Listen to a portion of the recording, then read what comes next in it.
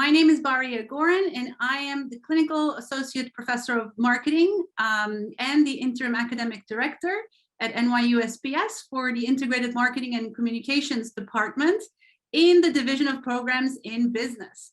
Thank you very much for your interest in our master's degree programs in marketing and PR. I am so very excited to see so many of you joining us this evening from actually all over the world. Just to name a few countries, we have people joining us from the US here, but also from Canada, from Colombia, from India, from China, from the UK, from Hungary, Nigeria, Argentina, South Africa, just to name a few countries. So it's very exciting. I know we're in different time zones, so I appreciate everybody joining us today. Before I introduce my colleagues who are joining me today, I wanted to give you a brief introduction and background to our department to let you know kind of who we are and what we stand for. Well, first and foremost, we are a very diverse and global community of students, of scholars, of professionals and educators. And we really strongly believe that brands and professionals in marketing and PR have a key role to play in driving business growth. And we have a responsibility in positively influencing societies and economies in a sustainable and equitable way. Our practice of marketing and PR is both human-centered and data-driven, and I will talk about that more in a little bit. We are also a relatively large group, specifically focused on marketing and PR, I would say the largest in the country, with around 1,200 students in the program across the different cohorts at a time, and more than 200 faculty members. And I'm so proud to say that our faculty members are practitioners in the industry, they're leaders in the industry, and obviously very, very connected and part of the industry that teach in the program.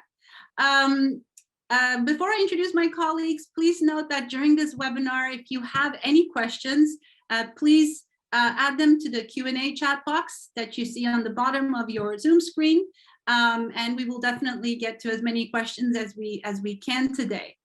So with that said, I would like to introduce my colleagues that are joining us today.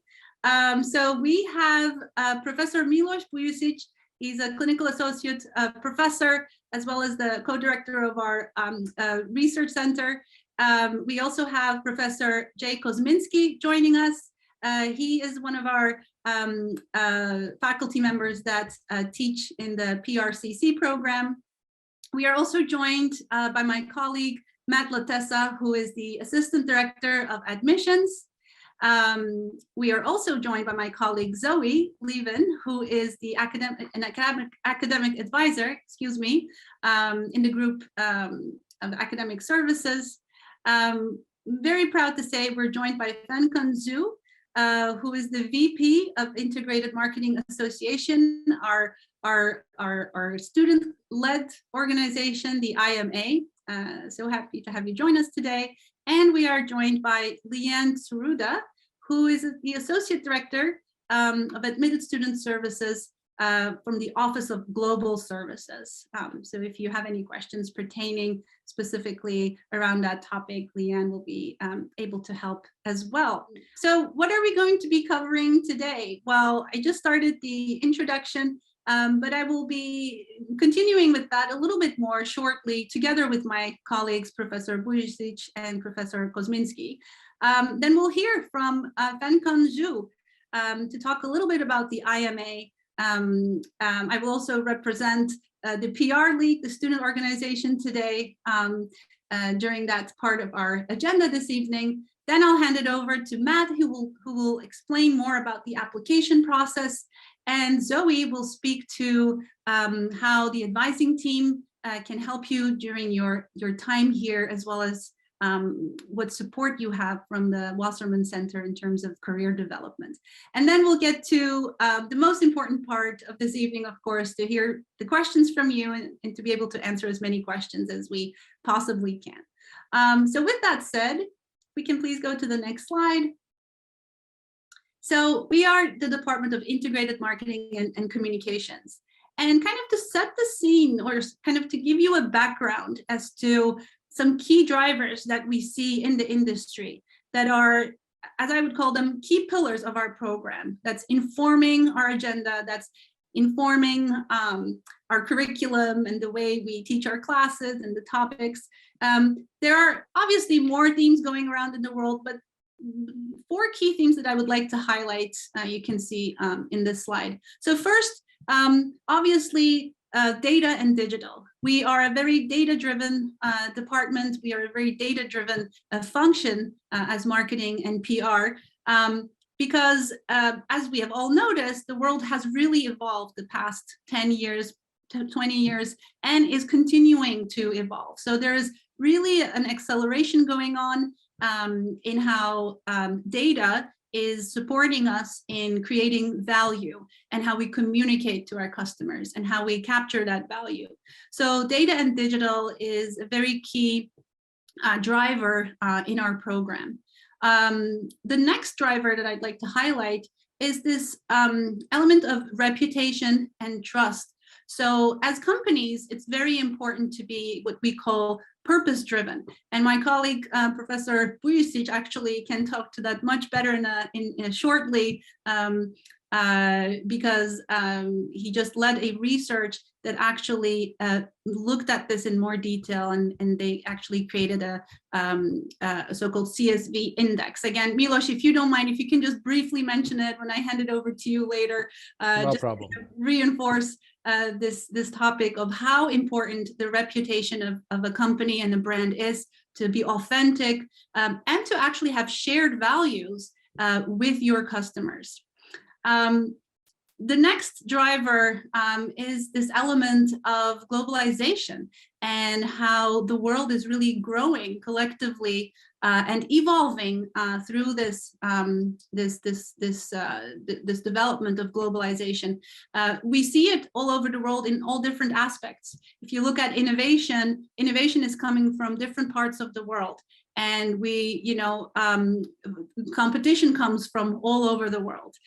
Consumers are very much connected, interconnected all over the world. And so this whole globalization aspect is a very key driver of how we as marketers and PR can contribute to business growth.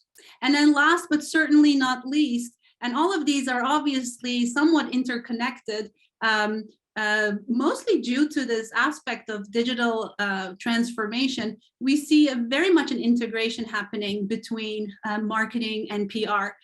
Those two functions are more and more becoming completely integrated. And you see it specifically reflected in the C-suite, where in the old days we would say a CMO, and there are still CMOs, of course, but oftentimes that role is combined as a CMO and CCO. Many companies refer to those people as chief growth officers. So this whole aspect of the integration of marketing and PR is a key driver of our program. And I dare say it's also something that distinguishes us from other programs. So if you're in the process of as you are, you're joining our info session this evening, if you're trying to decide what program to go for, this is one aspect that is pretty unique to our department. So another aspect that I'd like to highlight about our program is, and I'm so proud of this, is that as the School of Professional Studies, we are a very applied school. So the things that we teach in our classes, the research that is done by our clinical faculty, they're what we call applied research. So everything we do is done through the lens of actually applying it immediately into day-to-day business. As I mentioned before, we have a very integrated approach between the two disciplines of marketing and PR. We are also in New York City. So we are very fortunate with that because, of course, that is still, the media and marketing capital. We're so connected to the industry, partially due to that geographic location that we have. And you see that all throughout our programs. We have practitioners in the classroom. We have practitioners teaching the classes. And again, it's something that really sets us apart. And last but certainly not least, something that I'm extremely proud of, we are a very global and diverse community, both from a faculty body as well as a student body, as well as our connections in the industry. And as I mentioned before, I actually mentioned the second part of this, we're human-centered and data-driven. I talked about data and digital, but in the end, humans make decisions. In the end, humans use the products and services and ideas that we talk about. So we are very much human-centered as well as data-driven. We will never lose sight of the kind of the elements of human insight that you need to really understand your target audience. So look behind the numbers, in essence. So just to kind of give you an idea of where do we fall in the world of NYU. So obviously NYU is a really big organization, university. And so within NYU, we are part of the School of Professional Studies. And within the School of Professional Studies, we are in the Division of Programs in Business, DPB as we call it. And within DPB, we are specifically the Department of Integrated Marketing and Communications. And so within our department, you can choose to go for a master's in integrated marketing or a master's in PR and corporate communication. So I'd like to kind of shift kind of the presentation a little bit to give you just a flair of the different type of topics that we talk about in our classrooms. And so I'll start with just sharing a few topics that we talk about in our marketing classes, in our integrated marketing classes. So one of the key aspects that a marketer works on is, of course, how do you stand out as a brand? And here you see an example of the bottled water category and different brands within that category. And I'm hoping you're seeing the same thing that I'm seeing here from this collage, and that is that they don't look much different from one another. If you compare them, they're kind of, it's kind of an ocean of blue, and it's not just the coloring, but it's also just the overall look and feel, the splashes of water. So as you can see, it's not very clear how these brands are differentiating themselves if you just look at this collage. Next slide, please. We see a similar thing in a very different category. If you look here in the beer market, again, if you just look at the coloring, the shapes of the bottles, the overall kind of look and feel. If we go to the next slide. How about this one?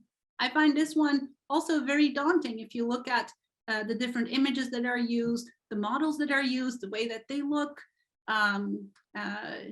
Again, we don't see as much differentiation and ways for a brand to stand out and to represent different consumers. Now let's look at two brands within this category that have done it differently. Next slide, please. Here we see two brands that have been able to stand out. On the left, we have Fenty Beauty, that launched a line of 50 skin tone foundations. They also said here to serve all skin tones. And you see a much more diverse group of models represented in their communication here. On the right, we see a brand, Il Makiage, one of the fastest growing beauty brands right now. They also have a large variety of foundation shades, but they have something additional to that, which ties into what I mentioned earlier with digital and data. They partnered with an AI company, artificial intelligence company, that actually, by filling out or answering certain questions in 90 seconds, they actually recommend to you which foundation shade would work for you. And in our classes, we talk about these type of topics. So here, I actually, if you noticed, I talked about many different aspects. I talked about innovation here. How have these brands innovated? What kind of products have they launched? Based on what insight? Based on what understanding of the needs of the marketplace? I've also talked about how they are communicating, right? What imagery are they using in their communications? All this, of course, ties into their brand equity. So these are just some examples of the type of topics and cases and things that we discuss in our classroom. Next slide, please. I'm going to actually hand it over to my colleague, Professor Bujicic, who's going to talk about some other examples from his classes. Milos. Thank you, Barry, very much. So thank you all for being here and considering our program. So this is just one of the examples of type of assignments and exercises that we actually use in our program. So this is coming directly actually from the class that I teach. It's called the digital marketing, but in this class, it is not only about theory. I mean, we do learn some foundations of digital marketing, but it is a very applied type of class, which is actually a signature thing for most of our courses, where students actually spend the entire semester working in teams on the development of a real digital marketing project for a real business.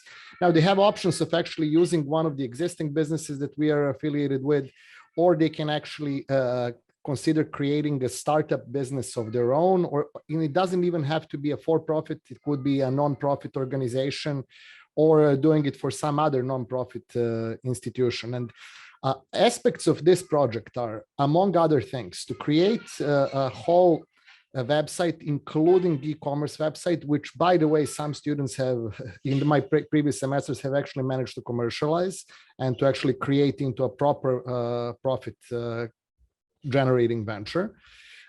Then they do things like email marketing campaigns using different platforms such as HubSpot, Wix, and MailChimp, building branding visuals, and also different types of social media campaigns. So on this specific example that I'm showcasing here, this was one of the student groups from a few years ago that actually wanted to create an Uber for gym equipment. When I say an Uber, it's a type of business that is not relying on producing certain products and selling them to actual consumers, but it's actually democratizing and allowing to connect different people that have different products that can offer different services related to gym activities, and then connecting them with potential customers. And this is one of the projects that was used in my class. If you can move to a next slide, please. And here two other very interesting products. So, very interesting concepts. On the left side, we have a Pickle NYC. It's basically a company that is supposed to recommend the best food offerings within New York City with a very interesting design. So everything was actually designed and developed by our students. And on the right side is one of my favorite projects. It is done by one of our students from Nigeria that actually wanted to create a non-government organization in Nigeria that would actually help young girls from that area manage to get better futures. So it is basically raising funds and helping provide education, provide entertainment, and provide partnerships to different organizations within Nigeria. Thank you very much. Thank you very much, Milos. I'm going to hand it over to my colleague, Professor Kozminski. Thank you, Professor Gorin. It's a pleasure to be here with all of you today. And I know a lot of you are looking at public relations and trying to decide what field you're interested in. A lot of people are interested in PR, but don't have an idea necessarily of exactly what it is. So I don't know if I can tell you exactly what it is, but I want to give you a feel for the field and what we talk about and teach here in our program. We do, as Professor Gorin said, work very closely, often with marketing, and there's convergence of the two fields. There are other things that public relations does as well, so I'll focus in on some of those. One thing you might say is that we are the voice of the organization. Okay, we speak for organizations. That organization might be a large corporation. That's most of my own background. It might be an NGO. It might be the United Nations. It could be a museum. It could be an interest group like the World Wildlife Fund. It could be a person. It could be a celebrity. It could be a politician. My own background, I was a press secretary at one point in my career. So we deal with a lot of different constituencies. We're best known probably for dealing with the news media. That's what people tend to think of first when they think of public relations, but we deal with a lot of different stakeholders. So we deal, if a company or an organization has a public policy issue that they're engaged in, they turn to us. We talk to government officials. We work very closely with our government relations departments on messaging and making our case to the world. So we don't just talk about what the company does. We talk about issues as well. We deal with influencers, and that's an area where we again converge with marketing. We deal with brands, we deal with consumers, we deal with social media. Often public relations and brand marketing work very closely on our social media sites. One thing that is, I think, unique about public relations is that we are responsible for protecting and promoting the reputation of the organization. Brands and organizations, large companies, rely on their reputations. And I was speaking to someone I had as a guest speaker in my class, who headed up investment actually for a while for the Gates Foundation. And he said the most important thing he looks at when he invests in a company, the first thing he looks at is reputation. So reputation, if there's a crisis, if there's an issue halfway around the world, you're the one who's going to get the call as the public relations person, as the communicator for the organization. So if you're creative, if you're curious, if you are ready for just about anything, then you might want to consider public relations as a field. You just may be the right person. With that, I will turn it back to Professor Gorin. Thank you so much. Thank you so much, Professor Kosminski. Next slide, please. I'm going to actually, for this next section, I'm going to hand it over to Fan-Kan Zhu. Hi guys, it's really my great honor to represent our IMA to give a brief introduction for you. So basically, Integrated Marketing Association and the PR League is the whole student organization. And for the IMA, next slide please. So we are holding like a lot of events. So first one, I want to introduce our fun and social event. Like you can say we have like a movie night or game night at Bryan Park for students to like communicate with each other and distress from their daily schoolwork. And for this semester, we also have the BUS, the bi-weekly marketing news sharing event. Because we want to like have students connecting and engage among students and have more social network opportunities. And then we also have like the professional development events. We want to get students as much as possible opportunities to get in touch with the professor in that industry. And we just have like personal brand leveraging 2 weeks ago on how to refine your LinkedIn resume and how to build a personal brand to like be a good preparation for your career development. So, and we also have a lot of collaborations with other clubs and industries like the PR League, the Real X, because we want students to know like how marketing can work in different industries. And if you have any questions, please feel free to connect with us through the social media platform accounts below. Yeah, thank you. Thank you so much, Fan-Kan. And as I mentioned before, unfortunately, our students from the PR League were not able to join us today. But just like the IMA, the PRCC group of students also have a student-led organization, and it's really their mission is also to support the growth of PRCC students to really give them opportunities to engage with industry leaders and really give them access to exclusive resources to further their careers as the next generation of PR professionals. They're also quite active in organizing events for our student body. So we're very proud to also have PR League in our community, just like the IMA.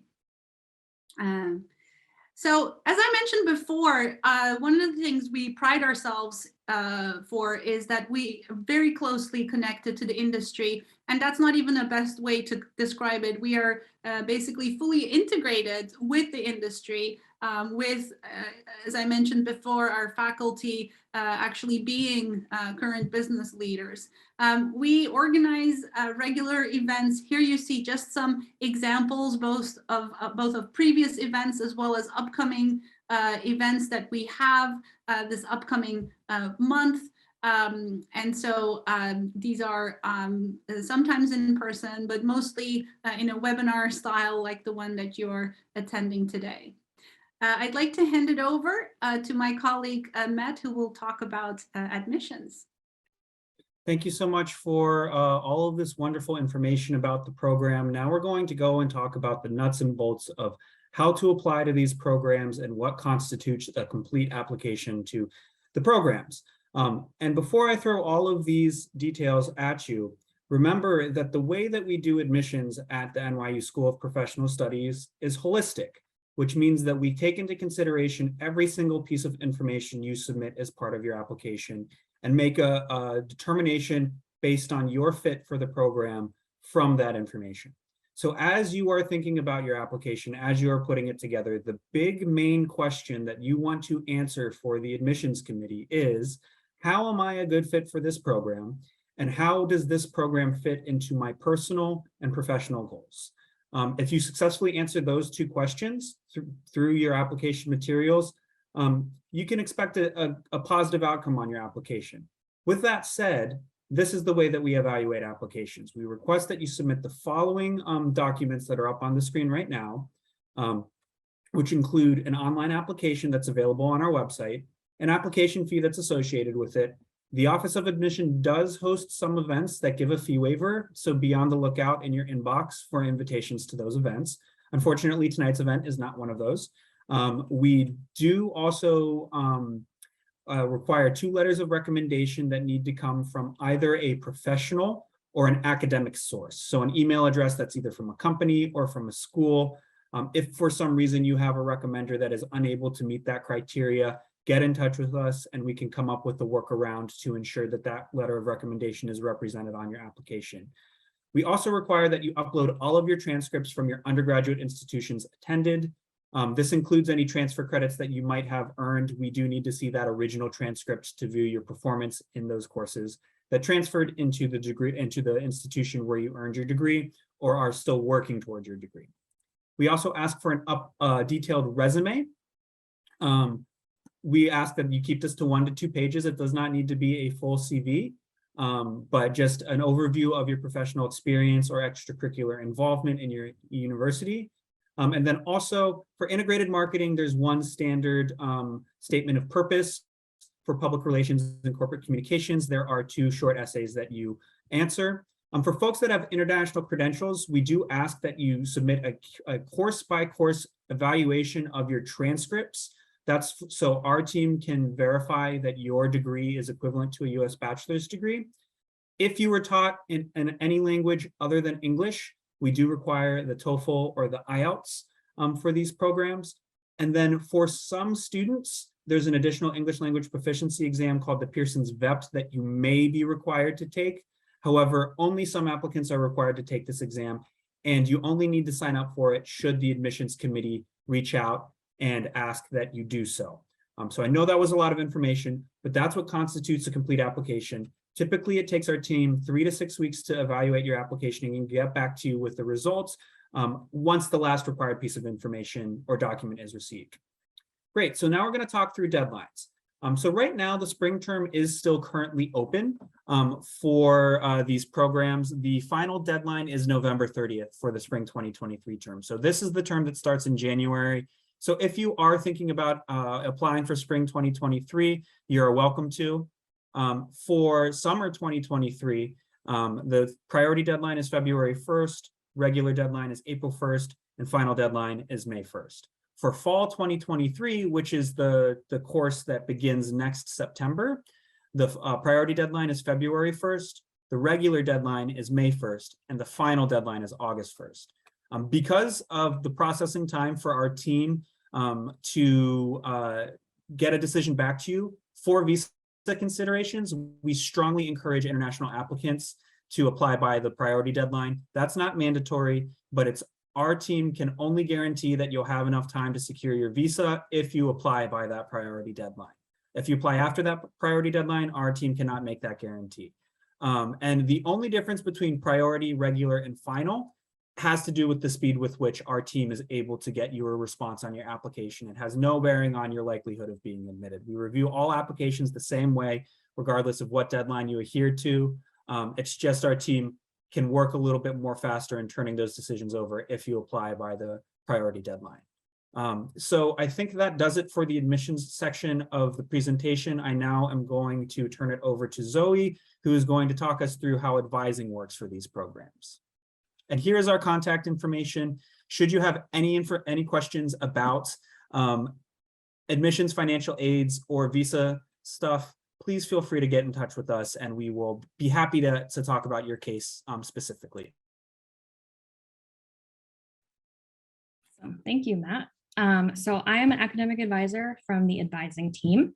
And to share a little bit about what that role means for you, we are here to help with academic planning, with program requirements, policies, procedures, connecting you with other resources you may need within NYU, and in general, just to advocate on your behalf.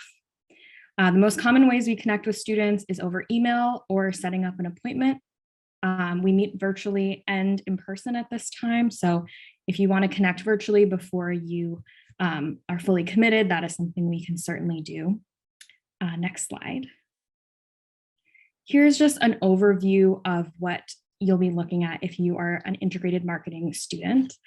So there are 14 classes total, 42 credits. There are 9 core courses, 4 courses that count towards your concentration and elective, and then finally your capstone course. Next slide, please. And then here's public relations sequence. Similarly, 14 classes, 42 credits, 10 core courses, 3 courses within your concentration requirement, and wrapping up again with a capstone course.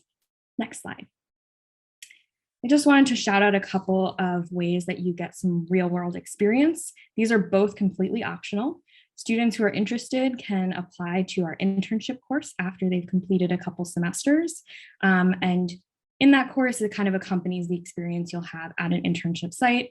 Real World is a course offered at SPS broadly. So it's a great way to not only connect with companies, but also connect with students who are studying in other fields and come together to solve a problem that the company is facing.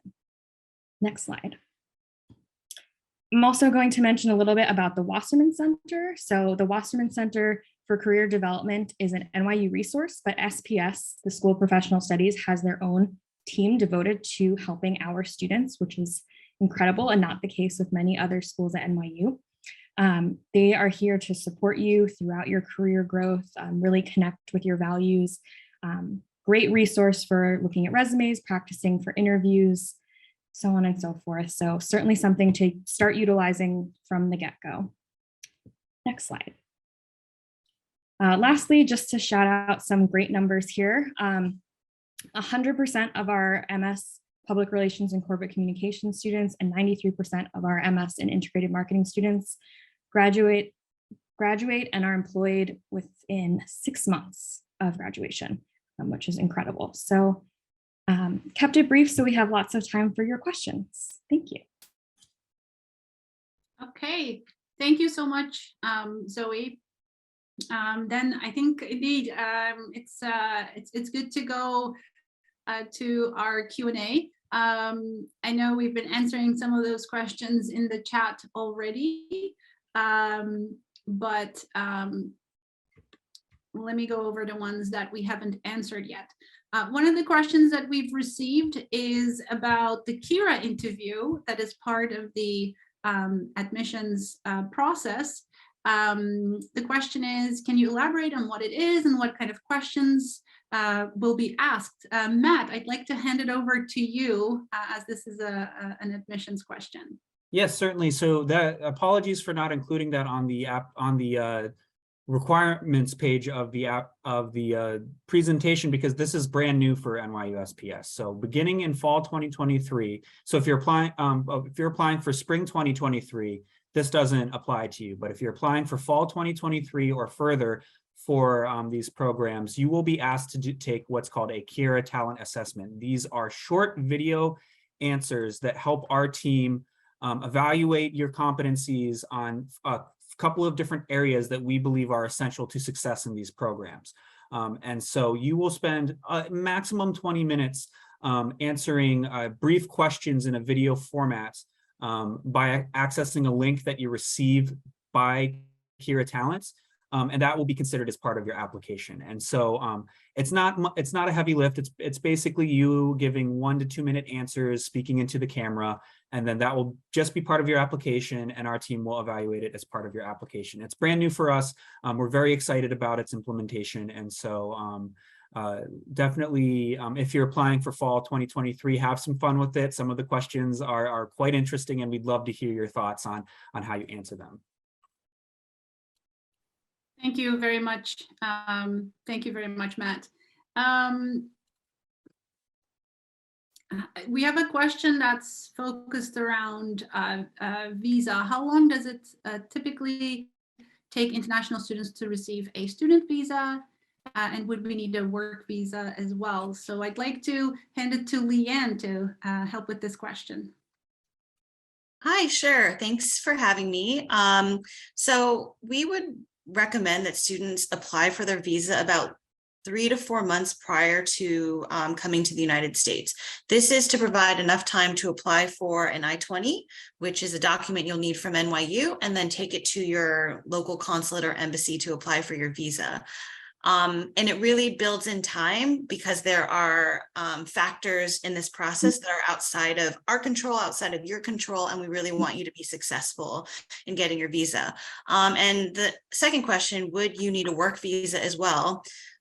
What you're applying for is the F1 student visa, and under the F1 student visa, there are certain benefits attached. You can actually apply for types of work authorization with your F1. Now, there are certain stipulations, there are processes that you must follow, but you can actually get work authorization with your F1 visa. Great, thank you so much, Leanne. The next question is around our capstone course. The question is the capstone course for integrated, it says integrated communication. So we're going to answer it for both integrated marketing and communications, just to be sure. Let's start with the capstone for PRCC. Jay, could you please talk to that, if you will? Sure, I'm happy to, Professor. The capstone is effectively a master's thesis, but it has a certain twist to it. Because we're a school of professional studies, the capstone, which is something that you prepare for and write over the course of your second year in the program, and it has a very professional focus. So we look into a field. I have students right now doing capstones. You know, I have a student who's doing a capstone on how to introduce Chinese cinema into the United States. I have another one who's doing a capstone on what's next after TikTok. I have another one doing a capstone on how global brands can deal with intercultural issues. It's a wide range, and they're all geared toward practical application, so that at the end of writing that capstone, you can walk into a company, you can walk into an organization that is important to you. You can walk into a public relations agency and say, look, here's what I've done. It has practical application in the field. And that's, I think, it's one of the things that distinguishes the capstone from other master's theses. And it's been so valuable to many of our students once they get out of school as well, to go and find the right spot for themselves in the profession. Thank you so much, Professor Kozminski. Professor Burisic, could you please talk about the capstone in our integrated marketing program?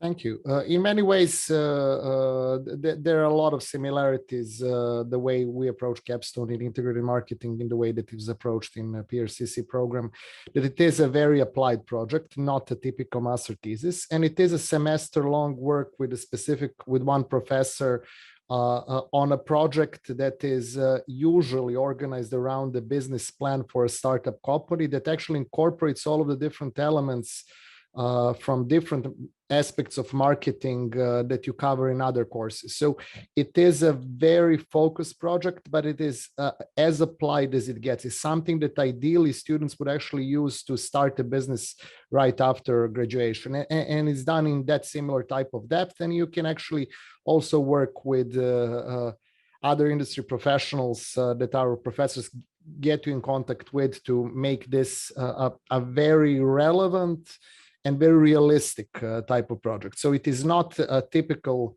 school assignment in a sense. It is something that you can bring to potential investors the following day after you actually graduate and use it ideally to raise funds for your next billion-dollar company.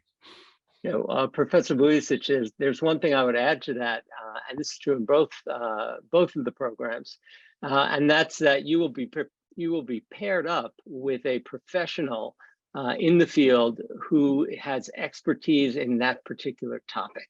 So it's not just an academic exercise. You will be working with someone who is in the field, who has experience, and who's going to work one-on-one with you throughout the development of that capstone.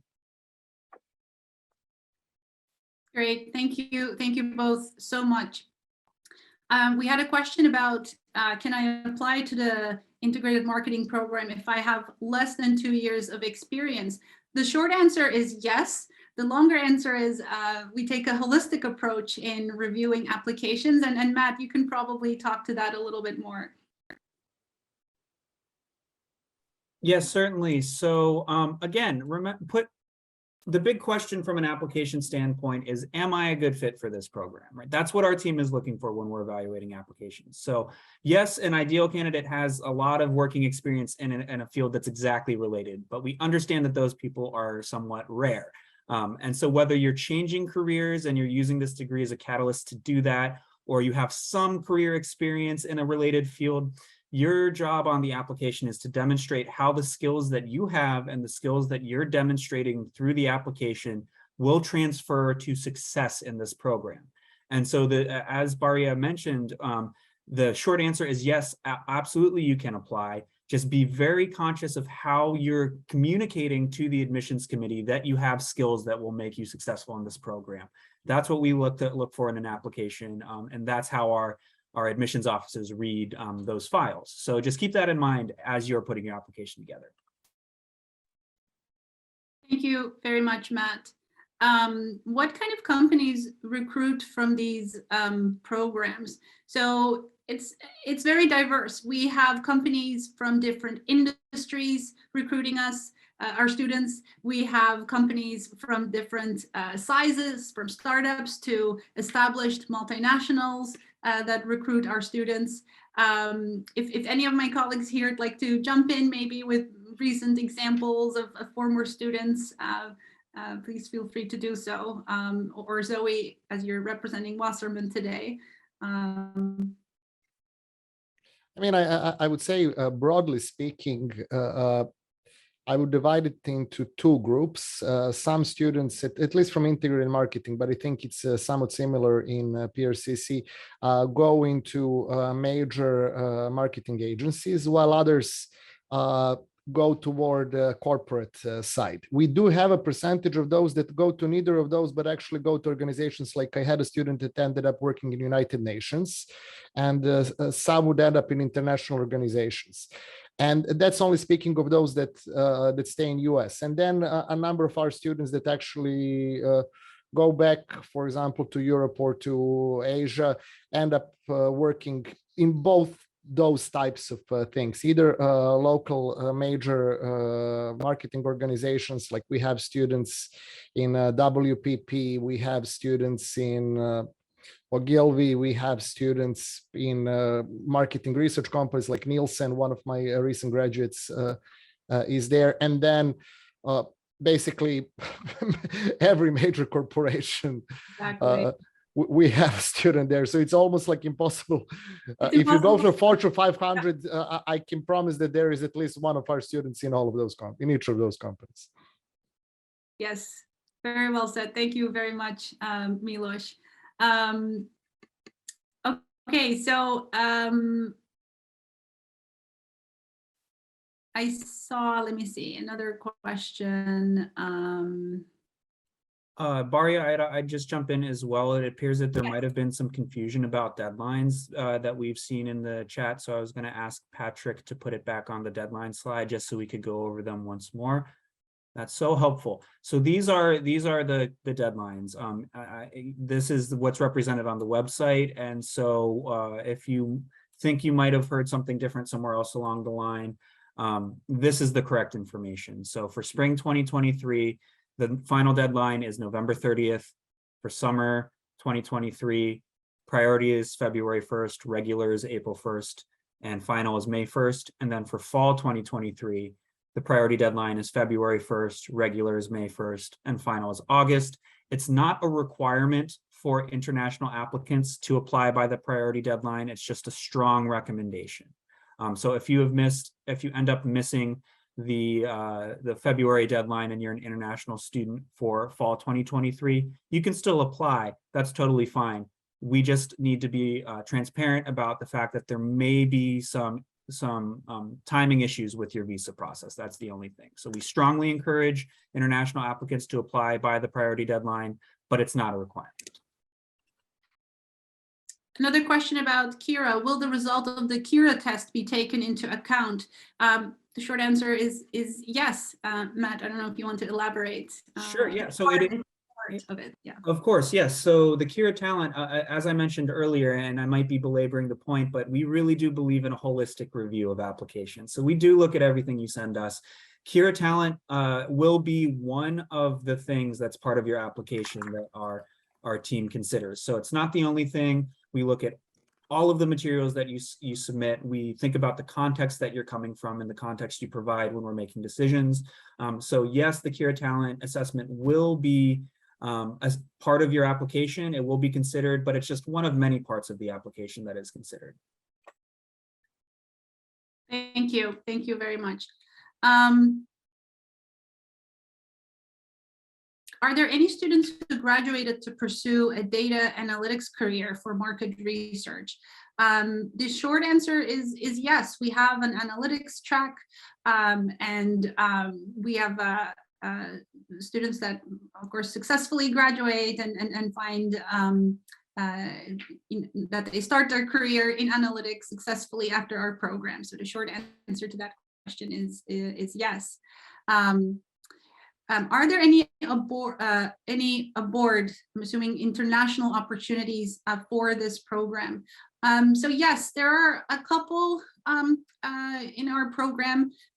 We have a satellite campus in Shanghai where students can decide to start their IM degree in Shanghai.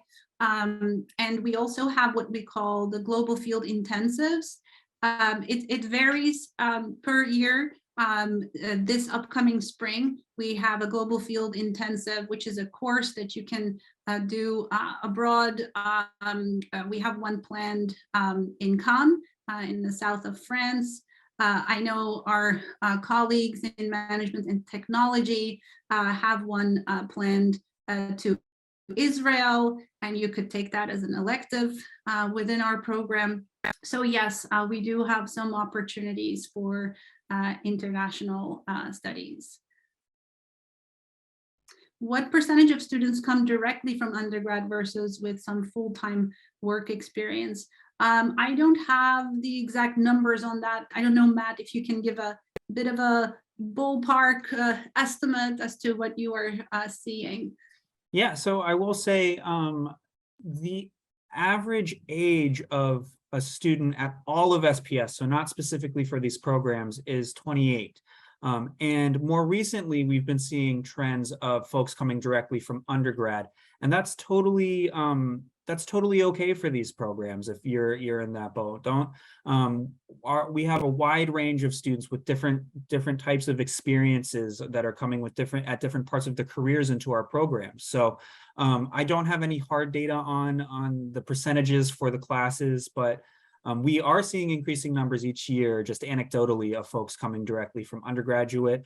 So long as you're answering that big question, that question of fit, we are not as concerned with the precise number of years in the field that you have, so long as you're demonstrating your ability to succeed in this program and you're demonstrating that this program is a good fit for your personal and professional goals.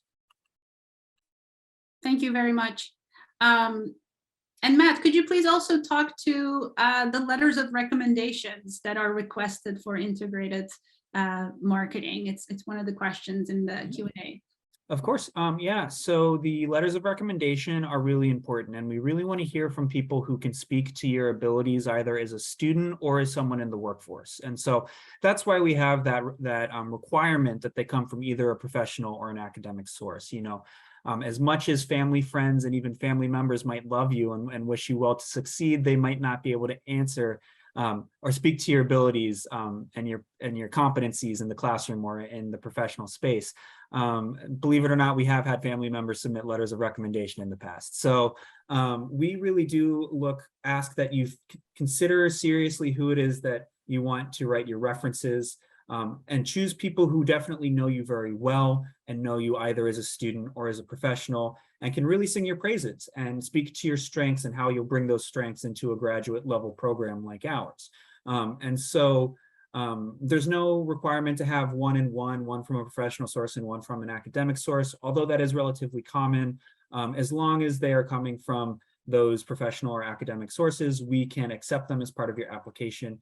You have the choice to submit up to 4. It's most common to submit 2. I'd also ask you to consider that there are people reading every page of your application. We're a team of 5 right now, and we get thousands of applications a year. Each application is a 25 to 30-page document, and so please consider us in this process too. We value concision. We value being able to communicate effectively. So keep that in mind as you're stacking long essays and letters of recommendations as part of your application. Thank you very much, Matt. The next question, how many students are accepted in the Integrated Marketing Masters? Off the top of my head, but Matt, please correct me if I'm wrong. For fall, this past fall, we had ballpark 450 students. Right, Matt? And, yeah, that's the spring. Yeah, that's correct, and I think it's our biggest program to date, our biggest cohort. So integrated marketing is very popular, and it's popular for a reason. For all of the reasons that my colleagues have outlined, these programs are quite popular.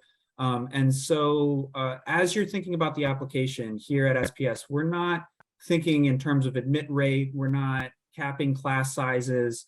We're really concerned with fit for the program. That's how our team does this work. And so if you submit all your documents and you demonstrate that you're a good fit for the program, as I mentioned, you can expect a positive outcome on your application.